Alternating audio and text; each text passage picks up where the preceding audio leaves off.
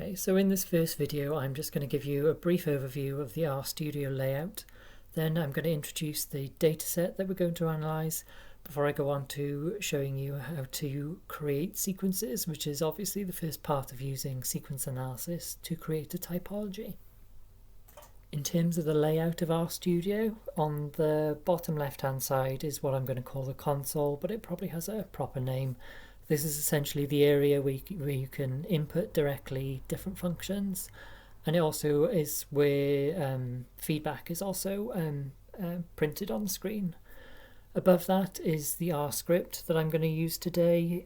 There is a different version in the supplementary material associated with this, where I go through in a bit more detail certain things.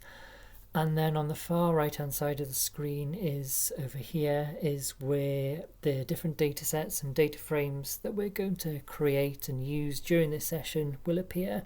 And it's just a place where you can double click on them and open things up a lot more easier. So at the beginning of each R session, you need to load the libraries that you're going to use during that session. And in this case, that's the Treminer, the cluster, and this plot library. Treminer library is the main one for sequence analysis. The cluster library is going to be used to engage in cluster analysis. And then this plot library is used to create visualizations that will help interpret clusters later on. So now I'm just going to run this particular script using the library function to call in those three libraries.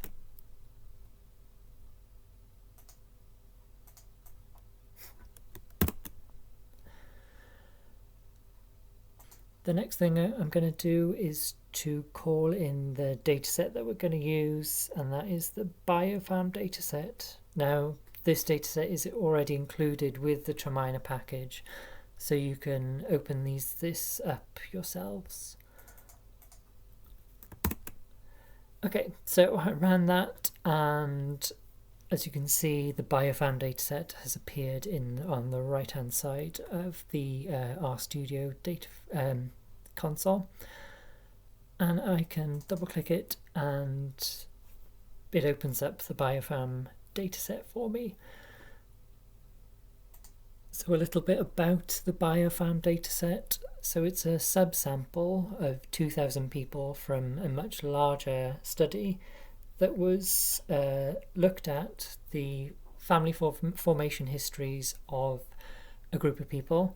And essentially in each year between the ages of 15 up to the age of 30, people were asked to give an indication of their family formation during those ages.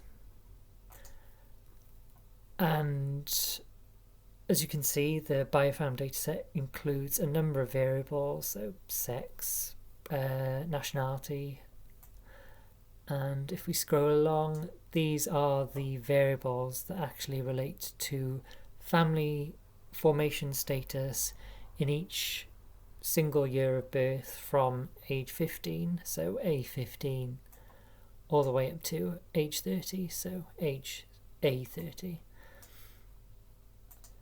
And I'm just going to close that down. So the first step of actually creating a typology of longitudinal trajectories is to actually create those trajectories or to create those sequences. And in order to do that, we use the function called seekdef. What this function does is it says, look in the biofam dataset and specifically look at variables 10 to 25 and use those to create the sequences, which are then compiled into something that's called a sequence object. So for each person, it will combine variables 10 to 25 to create the sequences of family statuses. And if I run that particular function, so as you can see, another thing has popped up in the right hand corner of the RStudio console, which is this thing called a sequence object. And if we look at the console itself, it provides us some summary information that's quite useful to know. So there are 8 distinct states, so 8 distinct family formation types that have been labelled 0 to 7, and at the moment no detailed labelling has been added to those states because they're all labelled again 0 to 7.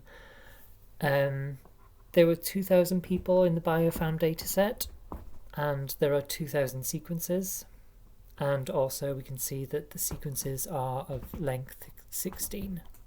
And if you recall, we asked the seekdef function to use variables 10 to 25, which is 16 different observations, so that matches up with the expected number of variables. It matches up with the sequence length, so we know that the function has actually done what we've wanted it to do.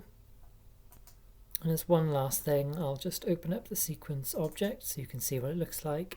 Again, it's not overly thrilling, it's just essentially removed the variables that contained the states and put them in a separate R object. So if I just open BioFam data, so person 1167, their first observation at age 15 was 0. 1167 in this sequence object, their first observation was also 0. In the worksheet, I actually go through how to add different attributes to this sequence object, so you can include colours but also more detailed labels. But for the purposes of this video, we're just going to stick with a very basic sequence object. And that is the first part of how to create sequences. In the next video, we're going to go through how to compare sequences.